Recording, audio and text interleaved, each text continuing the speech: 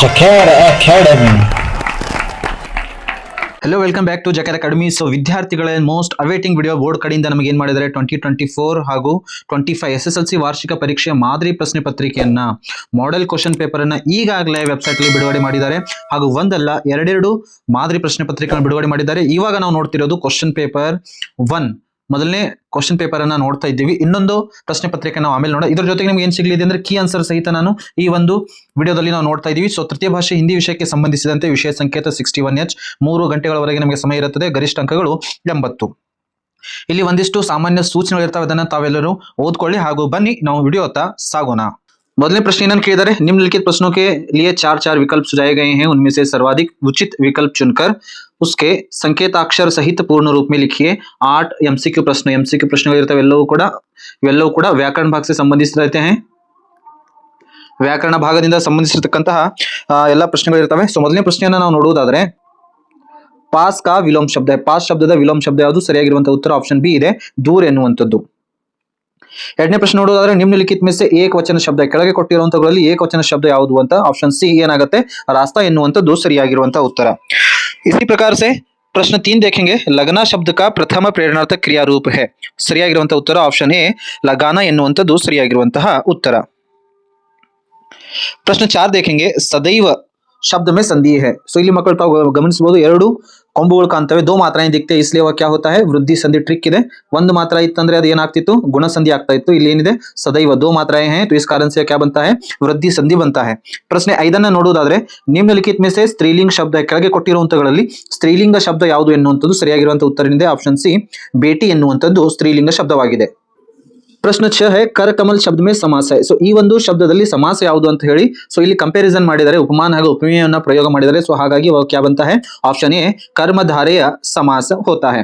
प्रश्न 7 देखेंगे, आज डैश डैश युग इंटरनेट युग है. ಸೊ ಇಲ್ಲಿ ಕಾರಕ ಚಿಹ್ನೆಯನ್ನ ರಿಕ್ತ ಸ್ಥಾನ में उचित कारक बरी ಎನ್ನುತ್ತಿದೆ. So option C. ಸೊ ಇಲ್ಲಿ ನಾವು ಏನ್ ಮಾಡ್ಬೇಕು, ಅದನ್ನ ಕಾ ಎನ್ನುವಂಥದ್ದು ಬರೆದ್ರೆ आज का युग इंटरनेट युग है, ಕಾ ಎನ್ನುವಂಥದ್ದು ಸರಿಯಾಗಿರುವಂತಹ ಉತ್ತರ. ಪ್ರಶ್ನೆ 8 है, आपकी चप्पले कोई पहन गया.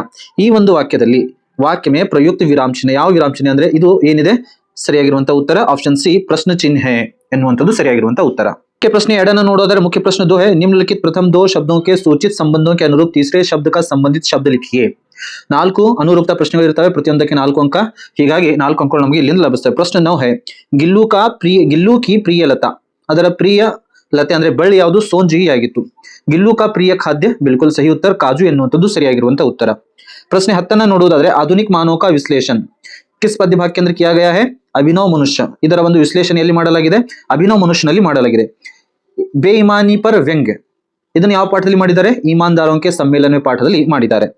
11 है, जोग यह एक जलप्रपात है और कावेरी क्या है, ನದಿ ಎನ್ನುವಂಥದ್ದು ಸರಿಯಾಗಿರುವಂತಹ ಉತ್ತರ. ಪ್ರಶ್ನೆ 12 ನೋಡುವುದಾದ್ರೆ, ನ್ಯಾಯ ಕಾ ಪ್ರತೀಕ್ ಪತಾಕ. ಪತಾಕ ಅಂದ್ರೆ ಇಲ್ಲಿ ಧ್ವಜ, ನ್ಯಾಯದ ಪ್ರತೀಕ ಏನಾಗಿದೆ, ಧ್ವಜವಾಗಿದೆ. ಜ್ಞಾನ ಕಾ ಪ್ರತೀಕ, ಜ್ಞಾನದ ಒಂದು ಪ್ರತೀಕ ಏನಾಗಿದೆ, ದೀಪವಾಗಿದೆ. ಸೊ ಇದು ಅನುರೂಪ ಪ್ರಶ್ನೆ ಸ್ಪರ್ಧೆ ನಿಮಗೆ 4 ಅಂಕಗಳು ಲಭಿಸ್ತವೆ ಮಕ್ಕಳೇ. ಮುಖ್ಯ ಪ್ರಶ್ನೆ 3 देखेंगे, निम्नलिखित प्रश्नों के उत्तर एक पूर्ण वाक्य में, पूर्ण वाक्यದಲ್ಲಿ ಬರೀಬೇಕು. 4 ಪ್ರಶ್ನೆಗಳು 1 ಅಂಕ ಕೇಳಲಾಗಿದೆ. 13ನೇ ಪ್ರಶ್ನೆ ಏನಿದೆ ಅಂದ್ರೆ, ಲೇಖಕ್ ಪಹನ್ನೆ ಕೆ ಕಪಡೆ ಸಿರಹಾನೆ ದಬಾಕರ್ ಕ್ಯೂ ಸೋಯೆ ಎನ್ನುವಂಥದ್ದು ಪ್ರಶ್ನೆಯನ್ನ ಕೇಳಲಾಗಿದೆ. ಸೊ ಹೊಸ ತರನಾಗಿರ್ತಕ್ಕಂಥ ಪ್ರಶ್ನೆ ಕೇಳಿದ್ದಾರೆ, ಅದರ ಉತ್ತರ ಈ ತರ ಬರಬೇಕು. ಲೇಖಕ್ ಪಹನ್ನೆ ಕೆ ಕಪಡೆ ಚೋರಿ ಹೋನೆ ಕೆ ದರ್ ಅಂತ ಆಗಿದೆ, ಇಲ್ಲಿ ಏನಾಗಬೇಕಿದು, ಡರ್ ಆಗ್ಬೇಕಿದು. ಡರ್ ಸೆ ಸಿರಹಾನೆ ದಬಾಕರ್ ಸೋಯೆ ಎನ್ನುವಂಥದ್ದು ಸರಿಯಾಗಿರುವಂತಹ ಉತ್ತರ. ಪ್ರಶ್ನೆ 14 है, साधोराम को किस कारण से अस्पताल में भर्ती होना पड़ा ಎನ್ನುವಂಥದ್ದು ಪ್ರಶ್ನೆಯನ್ನ ಕೇಳಲಾಗಿದೆ. सही उत्तर है, साधोराम को बस से गिरकर खतरनाक चोट आई थी, इस कारण से अस्पताल में भर्ती करना पड़ा ಎನ್ನುವಂಥದ್ದು ಸರಿಯಾಗಿರುವಂತಹ ಉತ್ತರ. प्रश्न 15 है, दिनकर जी के अनुसार आधुनिक दुनिया कैसी है.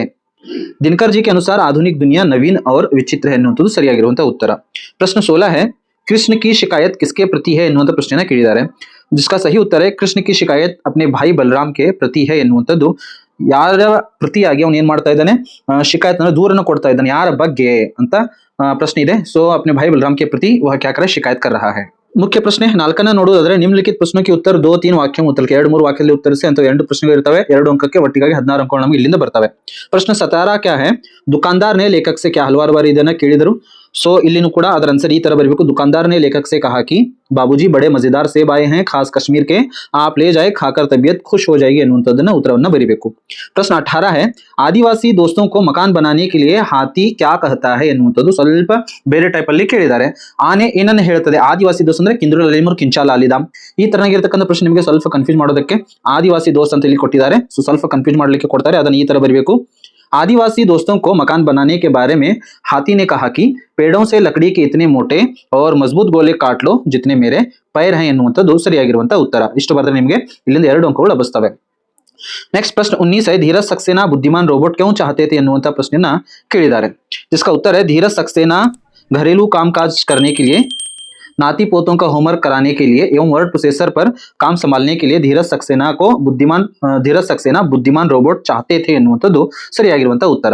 प्लीज देखेंगे प्रश्न 20 ನೋಡೋದಾದ್ರೆ बाल शक्ति की टोली गांव की सफाई के लिए क्या क्या काम करते हैं ಎನ್ನುವಂಥದ್ದು ಪ್ರಶ್ನೆಯನ್ನ ಕೇಳಿದ್ದಾರೆ ಬಾಲ್ ಶಕ್ತಿ ಪಾಠದಿಂದ.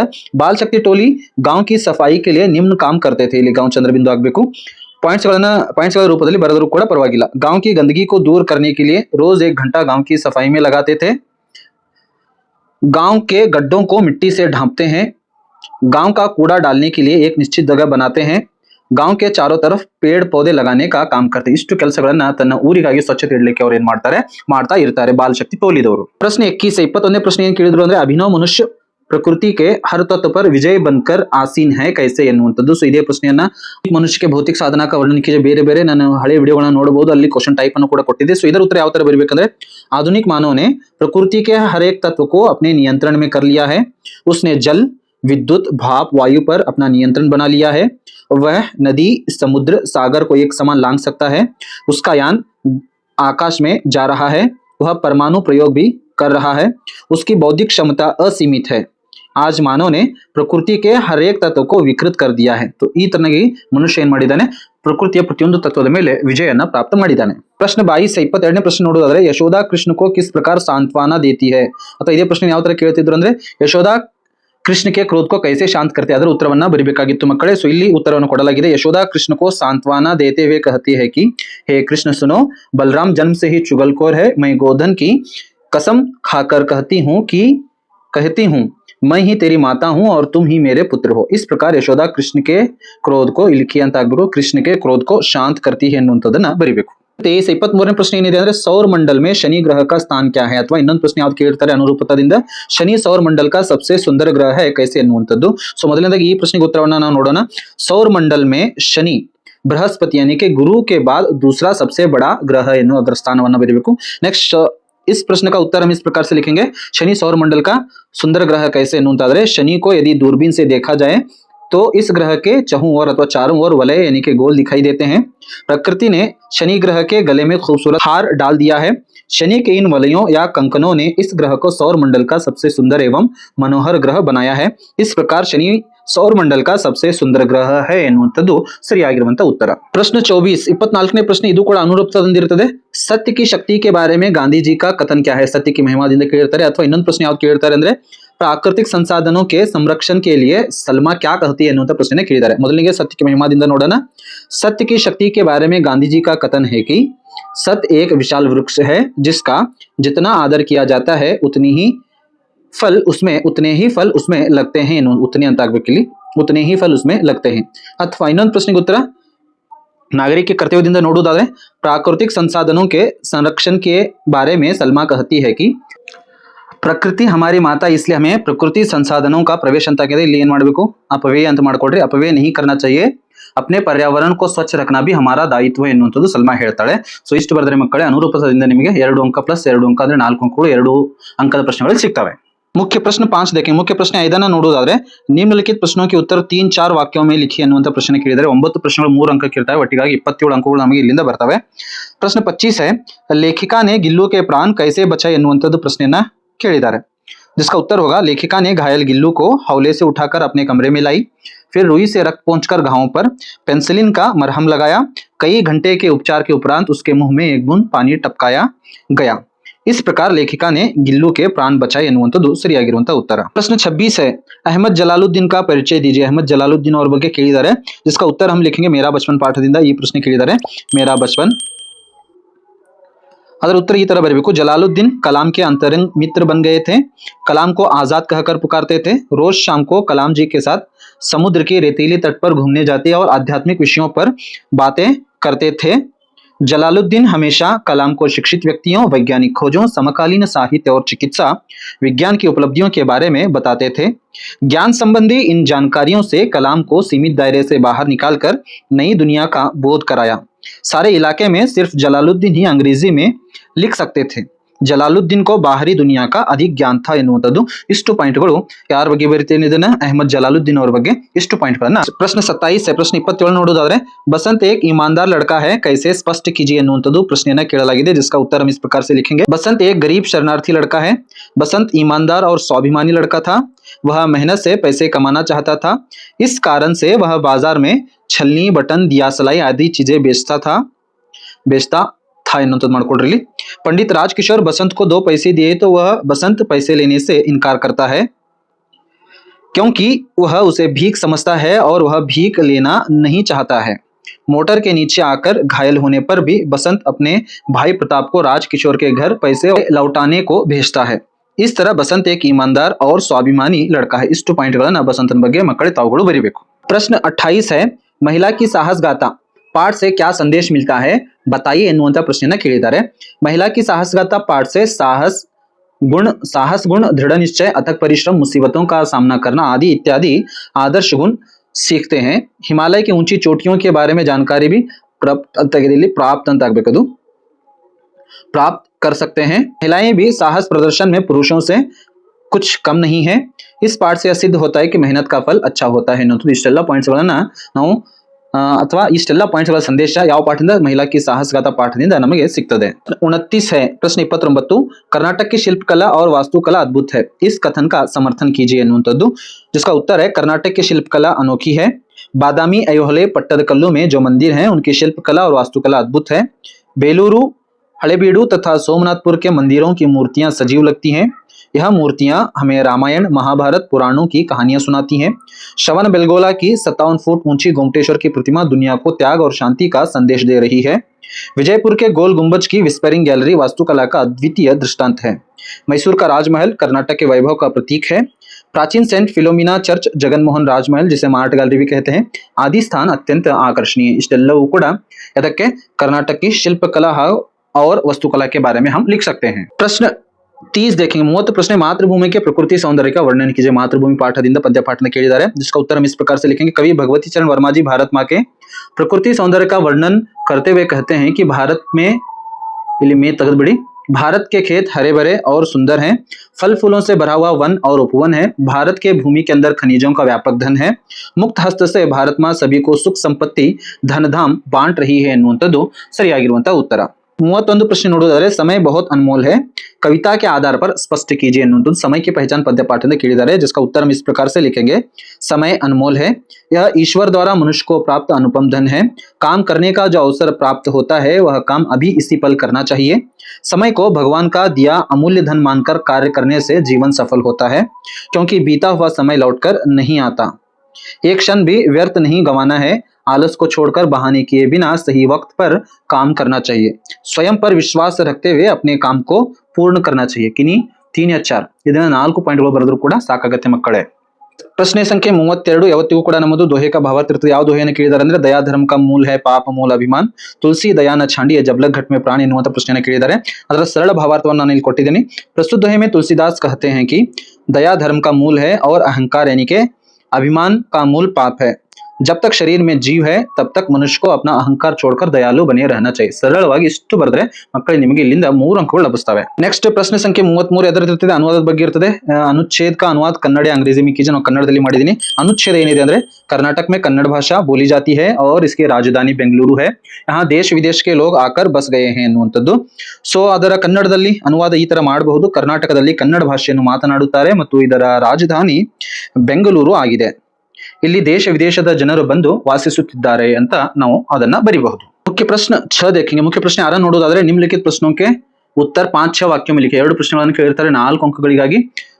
ಸೊ ಅದರಲ್ಲಿ ನಾವು ಬರಿಬೇಕಾಗಿರುವಂತದ್ದು प्रश्न संख्या 34 है। 34ನೇ प्रश्न ನೋಡೋದಾದ್ರೆ समाज के लिए इंटरनेट एक बड़ा वरदान है, कैसे स्पष्ट कीजिए। ಅಥವಾ ಇನ್ನೊಂದು ಪ್ರಶ್ನೆ ಯಾವ್ದು ಕೇಳಿದ್ದಾರೆ ಅಂದ್ರೆ ಸೋಷಿಯಲ್ ನೆಟ್ವರ್ಕಿಂಗ್ एक क्रांतिकारी खोज है, कैसे स्पष्ट कीजिए। सो ಈಗ ನಾವು ಮೊದಲನೇ ಪ್ರಶ್ನೆಗೆ ಉತ್ತರವನ್ನು ಇಲ್ಲಿ ನೋಡೋಣ। इंटरनेट सचमुच एक वरदान है। इंटरनेट ने जीवन के हर क्षेत्र में अपना कमाल दिखाया है, जैसे चिकित्सा, कृषि, अंतरिक्ष ज्ञान, विज्ञान, शिक्षा आदि तथा देश के रक्षा दलों की कार्यवाही में इंटरनेट का बहुत बड़ा योगदान है। इंटरनेट द्वारा पल भर में बिना ज्यादा खर्च किए कोई भी विचार हो, स्थिर चित्र हो, वीडियो चित्र हो, दुनिया के किसी भी कोने में भेजना मुमकिन हो गया है। पूरे एक पुस्तकालय की किताबों के विषय को कम समय में कहीं भी भेज सकते हैं और भी ಉಪಯೋಗ ಲಿಖ सकते हैं। ಇದನ್ನ ಏನ್ ಮಾಡಬಹುದು, ಇನ್ನೂ ಕೂಡ ಹಲವಾರು ಉಪಯೋಗಗಳನ್ನು ಕೂಡ ಬರಿಬಹುದು। ಸೊ ಏಕೆ ಬರಿಬೇಕು ಅಂದ್ರೆ ಇದು 4 ಅಂಕದ ಪ್ರಶ್ನೆ ಇರೋದ್ರಿಂದ ಇನ್ನೂ ಸ್ವಲ್ಪ ಆಡ್ ಮಾಡಿದ್ರೆ ಪರವಾಗಿಲ್ಲ, ಅಥವಾ ಇಷ್ಟು ಬರೆದ್ರು ಕೂಡ, ಇಷ್ಟು ಪಾಯಿಂಟ್ಗಳು ಬರೆದ್ರು ಕೂಡ ನಿಮಗೆ 4 ಅಂಕಗಳು ಲಭಿಸ್ತವೆ।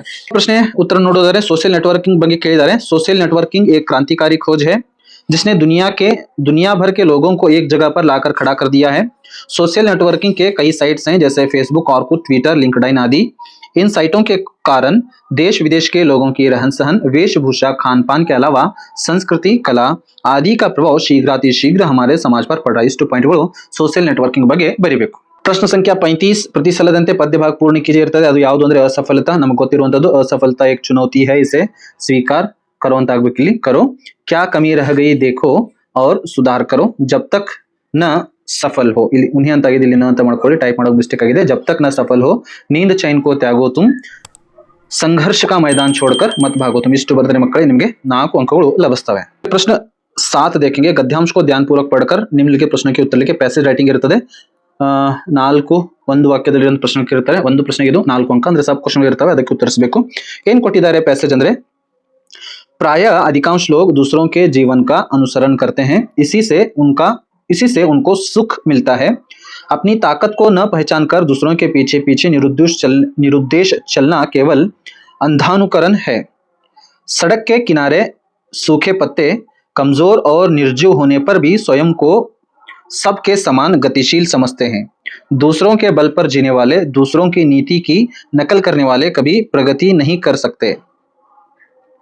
वास्तविक प्रगति के लिए मनुष्य को समय के साथ साथ निज बल से आगे बढ़ना चाहिए ಎನ್ನುವಂಥದ್ದು ಇಲ್ಲಿ ಒಂದು ಪ್ಯಾಸೇಜ್ ಕೊಟ್ಟಿದ್ದಾರೆ। ಪ್ರಶ್ನೆಗಳು ಏನೇನು ಕೇಳಿದ್ದಾರೆ ಅನ್ನೋದನ್ನ ನಾವು ಇಲ್ಲಿ ನೋಡೋಣ।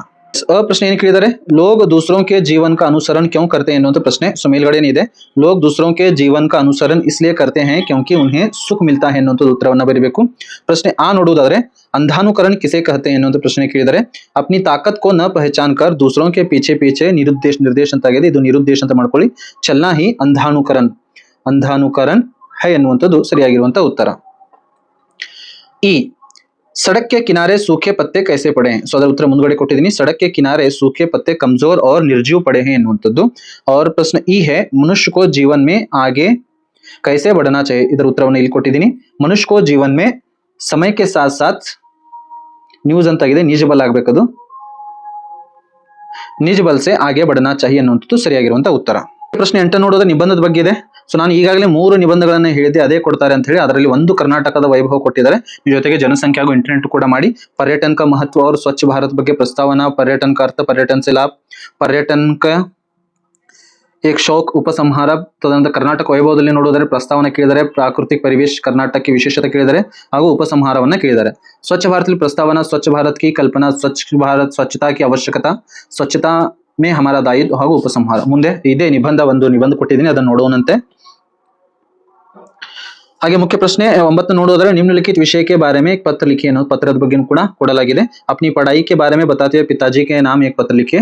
ನಿಮ್ಮ ಅಭ್ಯಾಸದ ಬಗ್ಗೆ, ಪ್ರಗತಿಯ ಬಗ್ಗೆ ನಿಮ್ಮ ತಂದೆಯವರಿಗೆ ಪತ್ರ ಬರೀರಿ ಅಂತ ಹೇಳಿ, ಅಥವಾ ಅತಿ ಮುಖ್ಯವಾಗಿ ಇದನ್ನ ನಾವು ಪ್ರಾಕ್ಟೀಸ್ ಮಾಡಿರ್ತೀವಿ, कोई सहकारण देते हैं, प्रधान आचार्य के नाम छुट्टी के लिए प्रार्थना पत्र, ಎಷ್ಟು ದಿನಕ್ಕೆ ಬೇಕಾದರೂ ಕೂಡ छुट्टी पत्र ಹಾಗೂ ಯಾವ್ದು ಬೇಕಾದ್ರೂ ಸಹಕಾರಣ, ಯಾವ್ದು ಬೇಕಾದ್ರೂ ಕಾರಣವನ್ನ ಕೊಡಬಹುದು। ಸೊ ಇಲ್ಲಿ ಕರ್ನಾಟಕ ಮಹತ್ವ ಅಥವಾ ಕರ್ನಾಟಕ मेरा कर्नाटक महान, कर्नाटकದ वैभव के बारे में ಅಂತ ಇಲ್ಲಿ ನಾನು ಕೊಟ್ಟಿದ್ದೀನಿ, ಇದನ್ನ ನೀವು ಒಂದ್ಸಲ ನೋಡ್ಕೊತ ಹೋಗಿ। विषय प्रवेश, प्राकृतिक स्वरूप, कर्नाटक की विशेषताएं, महत्व और योगदान और उपसंहार ಇಲ್ಲಿ ನಾನು ಕೊಟ್ಟಿದ್ದೀನಿ। ತಾವುಗಳು ಅದನ್ನ ಇಲ್ಲಿ ನೋಡಿ ಅಥವಾ ಸ್ಕ್ರೀನ್ ಶಾಟ್ ಅನ್ನು ತೆಗೆದುಕೊಂಡ್ರೆ, ಅಥವಾ ಈ ಹಿಂದೆನೂ ಕೂಡ ನಾನು ಅದರ ಬಗ್ಗೆ ಚರ್ಚೆಯನ್ನು ಮಾಡಿದ್ದೀನಿ, ಆ ಒಂದು ವಿಡಿಯೋದಲ್ಲಿ ಕೂಡ ನೀವು ಅದನ್ನ ನೋಡಬಹುದು। ಇನ್ನು छुट्टी पत्र ಬಂದ್ಬಿಟ್ಟು प्रेषक, ಇದೆಲ್ಲವನ್ನು ಕೂಡ ನೀವು ನೋಡ್ಕೊತ ಹೋಗಿ। सेवा में ಅಂತ ಹಾಕಬೇಕು, ಇಲ್ಲಿ स्थान और दिनांक डालना चाहिए। आदरणीय महोदय अथवा मान्यवर जो भी लिखना है।